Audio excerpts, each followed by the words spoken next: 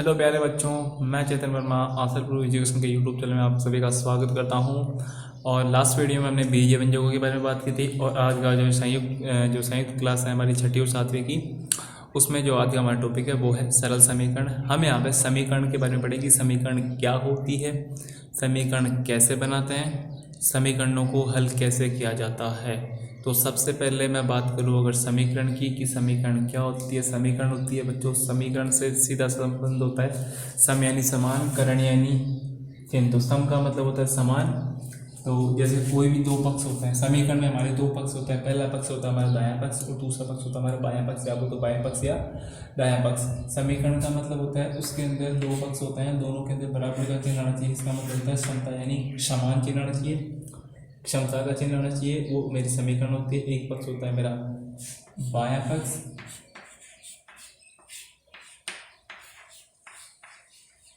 एक होता है मेरा दायां पक्ष। बच्चों, हम यहाँ पे चरों और अचरों से संबंधित जो हमारी गणितीय है, बीजीय व्यंजक है, उसमें हम यहाँ पे बराबर का चिन्ह लगाएंगे तो मेरी क्या बन जाएगी, समीकरण बन जाएगी। हम यहाँ पे समीकरणों को बनाएंगे भी और समीकरणों को हल कैसे करेंगे वो पढ़ेंगे। तो जैसे मैं आपको एग्जांपल के तौर पर बताऊं कि जैसे मैं पहला एग्जांपल लूं तो समीकरण कैसे बनाएंगे कि मान लो मैंने किसी संख्या में, एग्जांपल है मेरा किसी संख्या में 5 जोड़ने पर 7 प्राप्त होता है। किसी संख्या में 5 जोड़ने पर 7 प्राप्त होता है तो हम समीकरण कैसे बनाएंगे। हम समीकरण बनाएंगे कि माना मेरी जो वो संख्या है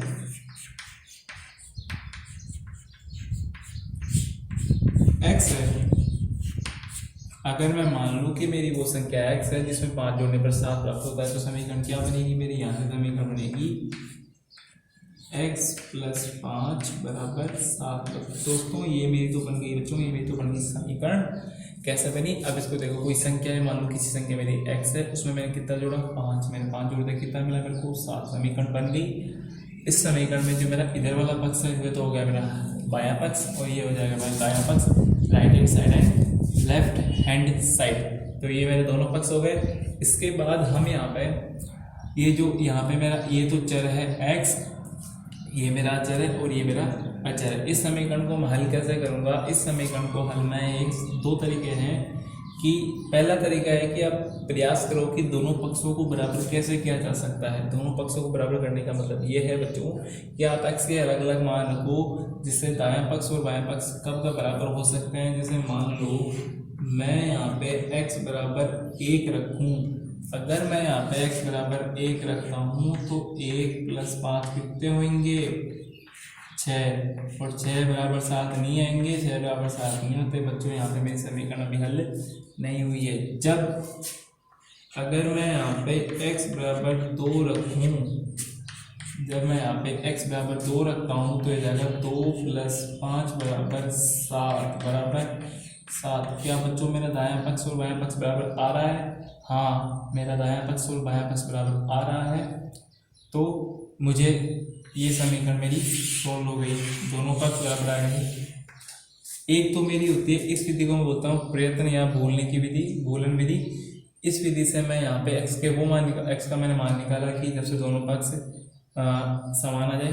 और एक तरीका होता है अगर मैं समीकरण को सोल्व करूँ, इस समीकरण को सोल्व करूँगा तो मेरे पास समीकरण क्या है, मेरे पास समीकरण है x + 5 = 1।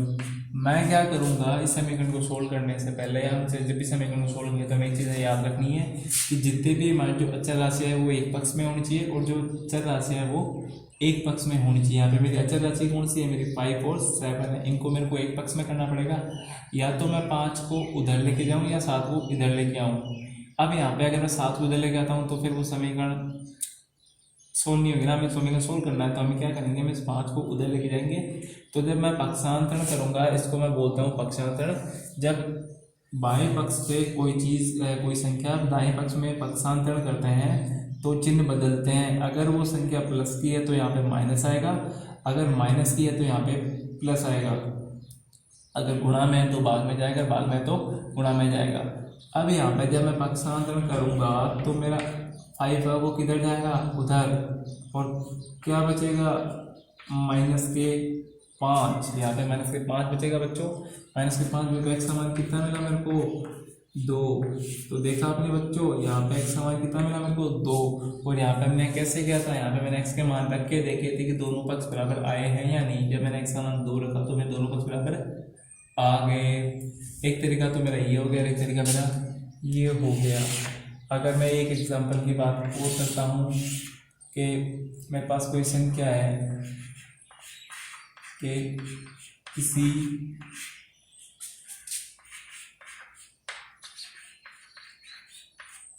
संख्या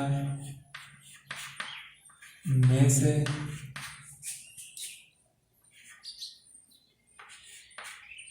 सात घटाने पर 2 प्राप्त होता। इसको कैसे करेंगे बच्चों कि मान लो कोई संख्या है उसमें से मैंने 7 घटाया तो कितना प्राप्त होता है, 2। तो आप लिखो कि माना वो संख्या मेरे पास क्या है, x है। अब y मान लो, चलो y मान लेते हैं, एकदम y मान लिया तो y है। तो y में से 7 घटाए मैंने, कितना बच गया मेरे पास, 2। एक तरीका तो मेरा ये, इसको सोल्व करेंगे, एक तरीका मेरा तो ये, हम दोनों से सोल्व करेंगे। अगर मैं यहाँ पे y का ऐसा क्या मान रखूँ कि यहाँ पे मेरे को दोनों पक्ष बराबर आ जाएं। y का मान यहाँ पे, एक और बच्चों, y का मान हमेशा 7 से बड़ा ही रखना पड़ेगा, क्योंकि 7 भी रखेंगे तो 7 के साथ, चलो y का मान अगर मैं यहाँ पे 7 रखता हूँ तो मेरे को क्या मिलेगा, 7 - 7 0, ये मान नहीं रखेंगे। अगर मैं y का मान 8 रखता हूँ तो 8 में से 7 गए तो कितने बचे बच्चों, 1, अभी भी 1 बचा, ये भी नहीं रखेंगे। लेकिन जब मैं y का मान 9 रखूँगा बच्चों तो यहाँ पे 9 में से 7 गए तो कितने बचेंगे, 2। यहाँ से मेरे राइट हैंड साइड और लेफ्ट हैंड साइड दोनों बराबर आ रहे हैं। यहाँ पे मेरा बायां पक्ष और दायां पक्ष दोनों पक्ष बराबर है, तो ये मेरी सही है। ये मेरा तरीका, मतलब ये मेरे को एक्स वाई का मान मिल गया कि वाई का मान जब यहाँ पे 9 रखेंगे तो मैं दोनों पक्ष बराबर आएंगे। और अगर मैं यहाँ पे इस तरीके से मैं वाई का मान निकालता हूँ तो वाई का मान क्या आएगा, मेरा वाई का मान आएगा बच्चों y - 7 = 2। अभी मैंने इस एग्जांपल में क्या बोला था, मैंने इस एग्जांपल में बोला था कि हमें अचर और चर दोनों अलग अलग करने हैं, अलग अलग पक्षों में करने हैं। तो मैं y को इधर रखूँगा और 7 को उधर भेजूंगा। जब मैं 7 को उधर भेजूंगा तो ये संख्या पक्षांतरण हो जाएगी, पक्षांतरण होके ये संख्या माइनस में है तो यहाँ पे जाएगी इसमें प्लस में। तो y बराबर कितना बचेगा मेरा, 9। कितना बचेगा बच्चों, यहाँ से सेम है, जब मैंने 9 रखा तो कितना है, 2। यहाँ पे मैंने 9 रख के देख लो, 9 - 7 2। तो ये मेरा हो गया कि जब मैंने y का मान 9 रखा तो मेरा आंसर क्या आ जाएगा, 2, और वो भी मेरे राइट हैंड साइड बराबर है। तो दोस्तों ऐसे ही कुछ एग्जांपल्स और करते हैं, तो चलिए आप इसको नोट डाउन कर लीजिए एक बार। चलिए फ्रेंड्स, अब मैं शुरू करता हूँ बच्चों। सभी समीकरणों को हम यहाँ पे हल करेंगे। कितनी समीकरण है मेरे पास बच्चों, 8 समीकरण है, 8 एग्जांपल्स हैं मैंने लिए हैं, हम सभी को डिटेल में सोल्व करेंगे। तो चलिए सबसे पहले सोल्व करते हैं, इसको सोल्व करता हूँ। तो मेरे पास क्या करना है, मेरे को अचर पद को उधर लेके जाना है, बस सिंपल सा आंसर खत्म। जब मैं यहाँ पे लिखूँगा इसको हल तो यहाँ पे जाएगा x + 10 = 50। तो x का मैंने पक्षांतरण किया तो कितना हो जाएगा, ये प्लस में उधर जाएगा, किसमें जाएगा, माइनस में। तो 50 - 10 कितने हो गए, 40 हो गया बच्चों आंसर।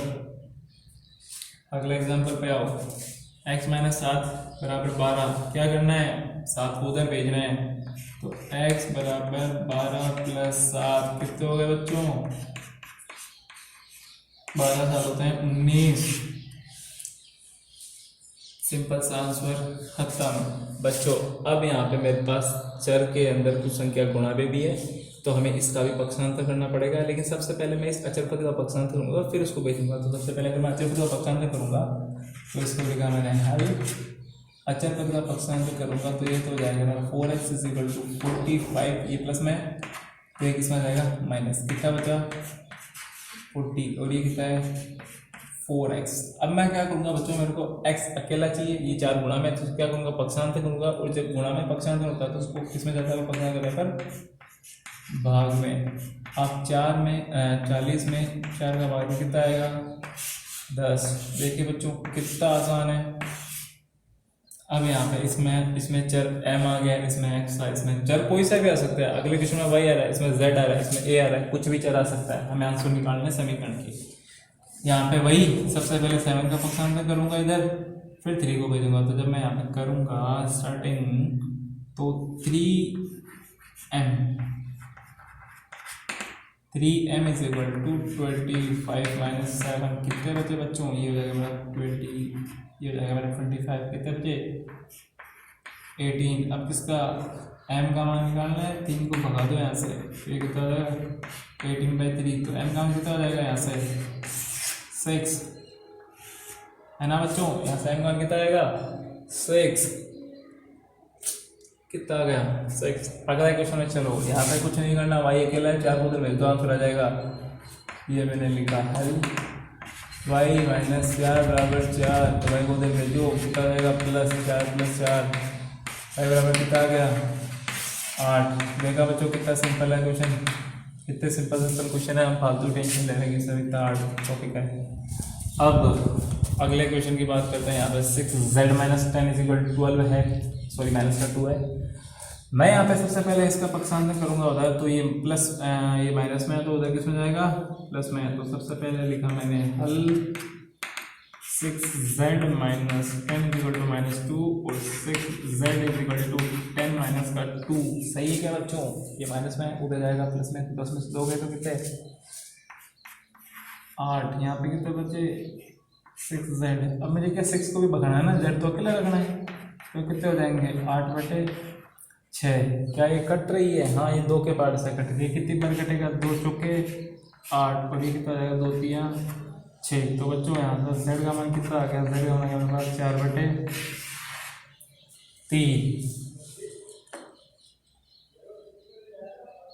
अगला एग्जाम्पल बच्चों मेरा, अगला एग्जाम्पल क्या है, ये इसको सोल्व करने से पहले इसको मैं ये ऐसे लिख दूंगा 5x/2 = 25/4। तो बच्चों का सोल्व करता है लोग इसको कैंची गुणा बोलते हैं, इसको मैं वर्गमूल बोलता हूँ। ये करना पड़ेगा बाएं पक्ष के अंश को दाएं पक्ष के हर से और दाएं पक्ष के अंश को बाएं पक्ष के हर से गुणा करेंगे तो ये जाएगा मेरा 5 को 4 से करूँगा तो 20, और x का मेरा ऐसा कैसा है, और इसे हो जाएगा 25 गुना x को मान निकालना है, तो ये जाएगा मेरा 20 को भगूंगा इधर, तो यहाँ से क्या हो जाएगा मेरा, ये हो जाएगा 50/100, फिर 0 से 0 कटेगा, कितना आ जाएगा 5/2,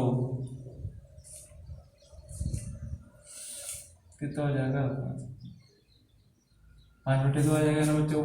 हाँ ये मेरा हो जाएगा। अगला एग्जाम्पल है मेरा बच्चों a/3 + 3, तो ये जाएगा कितना मेरा 2। अब मैं क्या करूँगा, सबसे पहले यहाँ पे किसमें भेजूंगा, उसमें भेजूंगा, पक्षांतर करूँगा, यहाँ पे प्लस में तो किसमें जाएगा ये माइनस में, जब इसको हल पे लिखूँगा तो ये हो जाएगा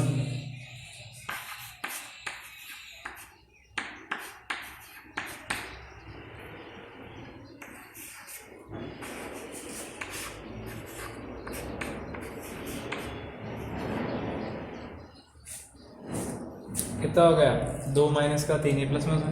अब बच्चों यहाँ पे 2 में से 3 जाते नहीं, लेकिन 2 में से 3 जाते नहीं है, लेकिन 3 में से 2 जाएंगे, तो यहाँ पे जो बड़ी असमान चिन्ह है ये प्लस का है, ये माइनस का है। जो असमान चिन्ह क्या होते हैं घटते हैं, और चिन्ह कौन से क्या जाता है बड़ी। यहाँ पे 3 कितने का है, 3 से बड़ा है ना, यहाँ पे कितना जाएगा आ जाएगा माइनस का 3। अब यहाँ पे बटा 1 लगा तो वही क्रॉस गुणा करूँगा, तो जब मैं इसको ऐसे करूँगा तो एक मान कितना जाएगा, एक मान जाएगा -3। तो बच्चों ये मेरे बहुत ही सिंपल से एग्जांपल्स हुए। हम यहाँ पे एग्जांपल्स और लेते हैं, एक एग्जांपल वो लेते हैं जिसमें हमें ये पूछा जाता है कि आपको समीकरण भी बनानी है और उसको हल भी करना है। तो चलिए वो एग्जांपल्स करते हैं, आप इसको नोट डाउन कर लीजिए एक बार।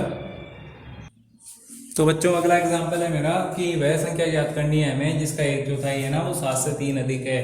तो जब मैं इसको हल करूंगा तो मैं क्या लिखूंगा, सबसे पहले मैं मानना पड़ेगा ना कि माना वह संख्या क्या है, x है। अगर वह संख्या x है तो अब यहाँ पे लिखो प्रश्नानुसार x का 1/4 कितना होगा, मतलब x/4। x का 1/4 मतलब x/4 और उससे 7 अधिक, तो मतलब 7 से अधिक मतलब x हो जाएगा x - 4 - 7, तो कितना अधिक है 3।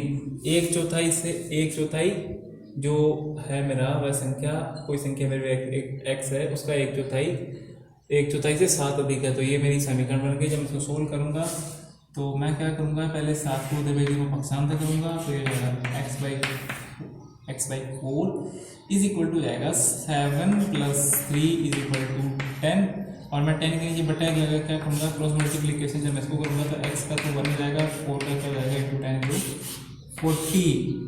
ये मेरा मान हो गया बच्चों x = 40। अब इसमें 40 आंसर आया मेरा सही है कि नहीं, ये कैसे चेक करेंगे, तो चलिए इसको कैसे चेक करेंगे, इसको चेक करेंगे कि 40 का 1/4 कितना होता है। 40 का 1/4 मतलब चौथा हिस्सा कितना हो गया 10। 7 से 3 अधिक है क्या, हाँ सही है। 10 में 7 माइनस करो कितने आ जाएंगे 3, तो ये मेरा आंसर आ गया। तो बच्चों अगर आपको वीडियो पसंद आया हो तो लाइक और कमेंट करना ना भूलें। अगर आप वीडियो पे फर्स्ट टाइम आए हैं तो आसलपुर एजुकेशन के यूट्यूब चैनल को सब्सक्राइब जरूर करें और बेल आइकन पे प्रेस करें ताकि आपको जो लेटेस्ट नोटिफिकेशन है वीडियोज़ की वो अपडेट होती रहे। धन्यवाद।